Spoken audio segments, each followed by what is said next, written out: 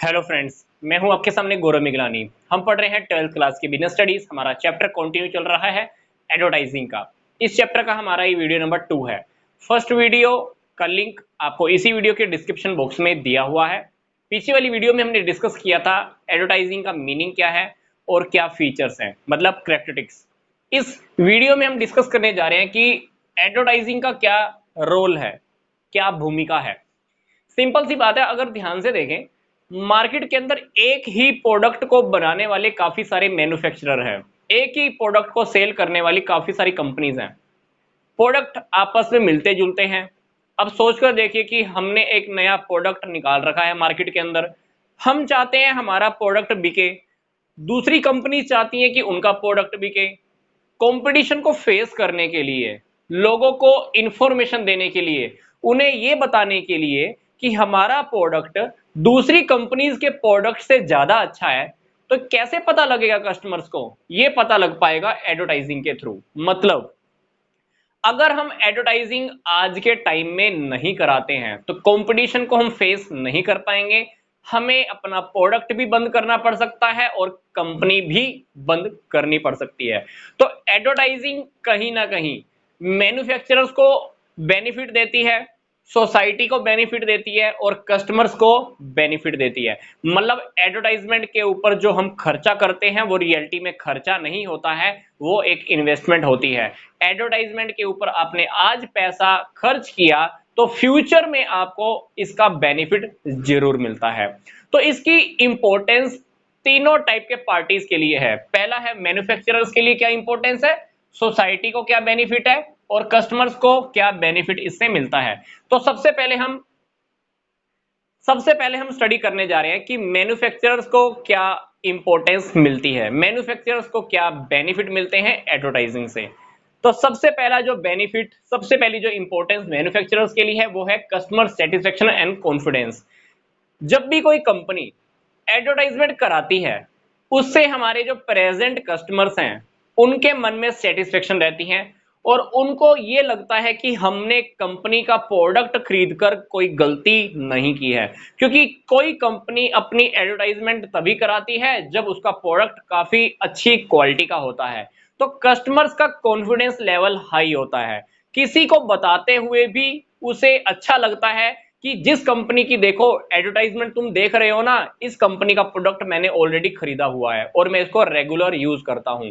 तो एडवर्टाइजिंग से कहीं ना कहीं कस्टमर की सेटिस्फेक्शन इंक्रीज होती है, उनका कॉन्फिडेंस लेवल हाई होता है। और अगर किसी कस्टमर का कॉन्फिडेंस लेवल हाई है, सेटिस्फेक्शन अच्छी है, डेफिनेटली वो प्रोडक्ट बार बार खरीदेगा, दूसरे लोगों को भी प्रोडक्ट के बारे में बताएगा, कंपनी की सेल इंक्रीज होने वाली है, कंपनी के प्रॉफिट ज्यादा होने वाले हैं। और यही तो एक कंपनी का टारगेट होता है, यही तो एक मैन्युफैक्चरर का टारगेट होता है। तो मैन्युफैक्चरर कंपनी रियलिटी में यही चाहती है कि उसके कस्टमर सेटिस्फाई रहे, उनका कॉन्फिडेंस लेवल हाई रहे। दूसरा importance, demand of product. Manufacturer अगर चाहता है कि प्रोडक्ट की डिमांड ज्यादा हो, कैसे होगी? एडवर्टाइजिंग कराने से। क्योंकि कस्टमर्स को पता नहीं है हमारे प्रोडक्ट के बारे में, प्रोडक्ट के बारे में इंफॉर्मेशन देनी है तो क्या करना होगा? एडवर्टाइजिंग करानी होगी। एडवर्टाइजिंग कराओगे तो प्रोडक्ट की डिमांड बढ़ जाती है। और कभी कभी तो ऐसा भी होता है कि हमने स्टार्टिंग में एडवर्टाइजिंग कराई, 2 साल तक हमने एडवर्टाइजिंग नहीं कराई, कस्टमर हमारे प्रोडक्ट को खरीदना भूल जाता है। तो जब हम दोबारा एडवर्टाइजिंग कराते हैं तो हमारे प्रोडक्ट की डिमांड फिर से निकल कर आती है, प्रोडक्ट की डिमांड इंक्रीज हो जाती है। तीसरा, फेसिंग कंपटीशन। अगर आपको कंपटीशन को फेस करना है, प्रतियोगिता का सामना करना है, तो डेफिनेटली आपको एडवर्टाइजिंग कराना होगा। फायदा किसको होगा? मैन्युफैक्चरर को, कंपनी को। फोर्थ पॉइंट है मार्केट एरिया। हर कंपनी, हर मैन्युफैक्चरर चाहता है कि मेरा मार्केट के अंदर शेयर इंक्रीज हो जाए, मैं ज्यादा से ज्यादा प्रोडक्ट सेल करूं। तो वो कैसे होगा? एडवर्टाइजिंग के थ्रू। क्योंकि एडवर्टाइजिंग से आप लाखों लोगों तक पहुंच सकते हो, लाखों लोगों तक अपनी इंफॉर्मेशन पहुंचा सकते हो। नेक्स्ट है अपनी ब्रांड प्रेफरेंस को क्रिएट करना। हर कंपनी चाहती है कि कस्टमर के दिमाग में हमारा ब्रांड नेम हो, हर कस्टमर के दिमाग में हमारा ही प्रोडक्ट छाया रहे, हमारे ही प्रोडक्ट की वो बार बार डिमांड करें। तो अगर आप ब्रांड प्रेफरेंस लोगों के मन में जगाना चाहते हो, उनको बार बार हमारे प्रोडक्ट के बारे में बताना चाहते हो, तो एडवर्टाइजिंग बहुत सस्ता वाला रास्ता है। बेनिफिट अल्टीमेटली मैन्युफैक्चरर को मिलने वाला है। नेक्स्ट है हमारा अनाउंसेस ए न्यू प्रोडक्ट।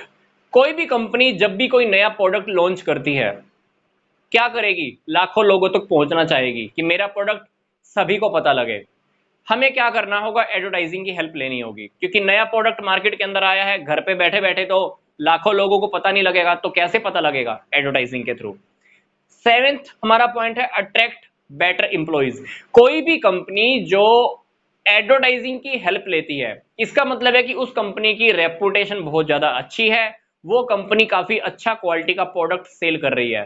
तो एम्प्लॉइज जो अब तक हमारी कंपनी में नहीं है पर हमारी कंपनी में नौकरी करना चाहते हैं, हम उन एम्प्लॉइज को अपनी कंपनी की तरफ क्या करते हैं? अट्रैक्ट करते हैं, ताकि वो भी हमारी कंपनी को ज्वाइन कर सकें।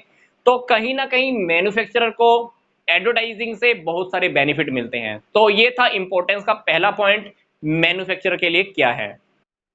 अब हम डिस्कस करने जा रहे हैं सोसाइटीज को क्या इंपॉर्टेंस मिलती है, सोसाइटी के लिए क्या बेनिफिट है। पहला टॉपिक है एम्प्लॉयमेंट में इंक्रीज होता है। एडवर्टाइजिंग से क्या होगा? प्रोडक्ट की डिमांड बढ़ेगी, प्रोडक्शन हमको ज्यादा करना होगा, फैक्ट्रीज हम नहीं लगाएंगे, नई नई फैक्ट्रीज लगाएंगे तो काफी सारे लोगों को नौकरियां भी तो देनी होंगी, तो कहीं ना कहीं सोसाइटी को एम्प्लॉयमेंट मिलता है। दूसरा टॉपिक है स्टैंडर्ड ऑफ लिविंग। एडवर्टाइजिंग की वजह से लोगों के जीवन स्तर में सुधार होता है, क्योंकि एडवर्टाइजिंग से उन्हें नए नए प्रोडक्ट के बारे में नॉलेज मिलती है कि मार्केट में कौन सा नया प्रोडक्ट आया हुआ है, कौन से प्रोडक्ट में अच्छी क्वालिटी है। तो डेफिनेटली अगर वो नया प्रोडक्ट यूज करेंगे, हाई क्वालिटी का प्रोडक्ट यूज करेंगे, तो उनका जीवन स्तर सुधर जाता है। तीसरा जो हमारा टॉपिक है वो है सर्वाइवल ऑफ कम्युनिकेशन मीडिया। जो कम्युनिकेशन मीडिया आज भी जिंदा है, किसकी वजह से जिंदा है? एडवर्टाइजिंग की वजह से, क्योंकि एडवर्टाइजिंग की वजह से कम्युनिकेशन मीडिया को इनकम होती है। फॉर एग्जांपल न्यूज़पेपर वाले रियलिटी में इनकम कहां से कमाते हैं? एडवर्टाइजिंग की वजह से। इसीलिए तो न्यूज़पेपर आज हमको इतना सस्ता मिलता है, 5 रुपए के अंदर हमको इतना बड़ा न्यूज़पेपर अवेलेबल हो जाता है, क्योंकि रियलिटी में न्यूज़पेपर वालों को इनकम कहां से होती है? एडवर्टाइजिंग की वजह से होती है। अगर एडवर्टाइजिंग ना होता तो न्यूज़पेपर का जो वो कागज जो हम रोज पढ़ते हैं ना सुबह सुबह, वो हमको 15 या 20 रुपए के अंदर या शायद इससे भी महंगा हो सकता था। नेक्स्ट हमारा है creating healthy competition. Healthy competition का जन्म होता है जब भी हम एडवर्टाइजिंग कराते हैं, प्रोडक्ट की डिमांड बढ़ती है, प्रोडक्शन हम ज्यादा करते हैं, प्राइसेस अल्टीमेटली हमारे कम हो जाते हैं, क्वालिटी हमको इंप्रूव करनी पड़ती है, क्योंकि कंपटीशन को फेस करना है। क्या करेंगे हम? प्रोडक्ट का प्राइस थोड़ा कम कर देते हैं, क्वालिटी इंप्रूव कर देते हैं। पर सबसे इंपॉर्टेंट बात, हमको सामने वाली कंपनी के प्रोडक्ट के अंदर कोई कमी नहीं दिखानी है। हमको ये नहीं बताना है कि हमारा प्रोडक्ट अच्छा है, सामने वाली कंपनी के प्रोडक्ट में ये कमियां हैं। तो एडवर्टाइजिंग से क्या?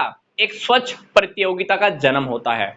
हमारे प्रोडक्ट की क्वालिटी इंप्रूव हो जाती है, प्राइस भी हम कम कर देते हैं, कस्टमर्स को हम सही रेट में अच्छी क्वालिटी का प्रोडक्ट अवेलेबल करा देते हैं। एक बात मैं आपको फिर से रिपीट कर रहा हूं, दूसरी कंपनी के प्रोडक्ट के अंदर हमने कमियां एडवर्टाइजिंग में नहीं दिखानी होती। इकोनॉमिक डेवलपमेंट ऑफ कंट्री, एक देश का आर्थिक विकास होता है। आज सोचकर देखो, हमारी एडवर्टाइजिंग बहुत सारी कंट्रीज में जाती है, तो क्या होगा? बाहर की कंट्री से भी हमारे प्रोडक्ट की डिमांड आएगी। अगर हम प्रोडक्ट बाहर सेल करेंगे तो क्या होगा? वहां से फॉरेन करेंसी हमारी कंट्री में आएगी। अगर फॉरेन करेंसी आती है तो मतलब हमारी कंट्री का इकोनॉमिक डेवलपमेंट हो रहा है। इंफॉर्मेशन इन रूरल एरिया, गांवों के एरियाज के अंदर भी इंफॉर्मेशन कैसे पहुंचती है? एडवर्टाइजिंग की वजह से। आज गांवों के लोग बहुत समझदार बनते जा रहे हैं, क्योंकि वहां तक भी एडवर्टाइजिंग जा रही है। Newspaper, TV, FM, radio, magazines, ये सारी एडवर्टाइजिंग जा रही है आज गांवों के अंदर भी। गांवों के लोग बहुत अवेयरनेस और अलर्ट होते जा रहे हैं। आगे है सोशल प्रॉब्लम, कुछ सामाजिक समस्याएं हैं, एडवर्टाइजिंग से हम सोल्व कर सकते हैं। फॉर एग्जांपल चाइल्ड लेबर, कन्या भ्रूण हत्या, बेटी पढ़ाओ बेटी बचाओ, सर्व शिक्षा अभियान, कुछ और भी जो अवेयरनेस के प्रोग्राम होते हैं, सामाजिक समस्याएं होती हैं, वो हम कैसे सोल्व करते हैं? एडवर्टाइजिंग के थ्रू लोगों को बताते हैं कि इस सामाजिक समस्या को दूर करो, इसका समाधान ऐसे करो। नेक्स्ट हमारा पॉइंट है एजुकेशन देने का। कुछ एडवर्टाइजिंग ऐसी भी होती हैं जो कस्टमर्स की नॉलेज में इंक्रीज करती है, उन्हें ये बताती है कि एक प्रोडक्ट को कैसे मल्टीपल तरीके से यूज किया जा सकता है। स्टार्टिंग में जब वाटर प्योरीफायर आए थे तो उसमें यह दिखाया गया था कि अगर आप स्वच्छ पानी पीते हो तो उसके क्या फायदे हैं। इसी तरह से कुछ कंपनीज मच्छर को काटने से बचने के लिए दवाई का एडवर्टाइजिंग करती हैं, प्लस उन्हें यह भी बताती हैं कि अगर मच्छर काटता है तो उससे क्या क्या नुकसान भी हो सकता है। तो कहीं ना कहीं एडवर्टाइजिंग से कस्टमर्स की नॉलेज में इंक्रीज होता है और उनको एजुकेशन भी मिल जाती है और नेक्स्ट टाइम उस प्रोडक्ट को काफी अच्छे तरीके से भी वो यूज कर सकते हैं। इंपॉर्टेंस टू कस्टमर्स में हमने स्टडी करना है। पहला टॉपिक है प्राइस कम। एडवर्टाइजमेंट कराने से क्या होगा, प्रोडक्ट की डिमांड ज्यादा बढ़ेगी, हम हाई लेवल का प्रोडक्शन करेंगे। प्रोडक्शन जब हाई लेवल का करते हैं तो क्या होगा, अल्टीमेटली गुड्स का प्राइस कम मिलने वाला है, गुड्स का प्राइस कम होने वाला है। कम प्राइस किसको मिलेगा, कस्टमर्स को, तो कस्टमर्स को कहीं ना कहीं बेनिफिट बहुत होता है। दूसरा हमारा नॉलेज का पॉइंट, कस्टमर्स को नॉलेज मिलती है एडवर्टाइजिंग से। कस्टमर अपने अंदर विवेक जागृत करता है कि मेरे को प्रोडक्ट खरीदना चाहिए कि नहीं खरीदना चाहिए। No fear of explanation, exploit नहीं होता है, उसका शोषण नहीं हो पाता, क्योंकि उस कस्टमर को पहले ही पता लग जाता है कि इस प्रोडक्ट के अंदर क्या क्वालिटी है, इस प्रोडक्ट का क्या प्राइस है। एडवर्टाइजमेंट के अंदर मान लो हमने दिखा दिया कस्टमर को कि इस प्रोडक्ट का प्राइस 100 रुपीज है, कितना, 100 रुपए। दुकान पे खरीदने के लिए जाए, दुकानदार बोले कि इस प्रोडक्ट का प्राइस 150 रुपए है, 150, क्या कस्टमर खरीद लेगा, नहीं, क्योंकि एडवर्टाइजिंग ने क्या किया, उस कस्टमर को पहले ही अवेयर कर दिया कि ये प्रोडक्ट इतना है। तो कस्टमर का कभी भी शोषण नहीं हो पाएगा, फालतू का वो प्राइस पे करके नहीं आएगा, मिलावट वाली चीजों भी खरीदने से वो बच जाएगा। चौथा पॉइंट है क्वालिटी प्रोडक्ट इंप्रूव हो जाती है। कस्टमर्स को अगर हम झूठी इंफॉर्मेशन देंगे एडवर्टाइजिंग से, क्या होगा, कस्टमर किसी और कंपनी का प्रोडक्ट खरीद लेगा। तो एडवर्टाइजिंग को देने की वजह से आजकल हम अपने प्रोडक्ट की क्वालिटी भी इंप्रूव कर रहे हैं ताकि कस्टमर सेटिस्फाई रहे। पांचवा point, information of change in product, change in price and change in placement. Advertising से कस्टमर को पता लग जाता है कि प्रोडक्ट में क्या चेंज आया है, प्राइस में क्या चेंज आया है, प्रोडक्ट अब कहां पर अवेलेबल होने वाला है।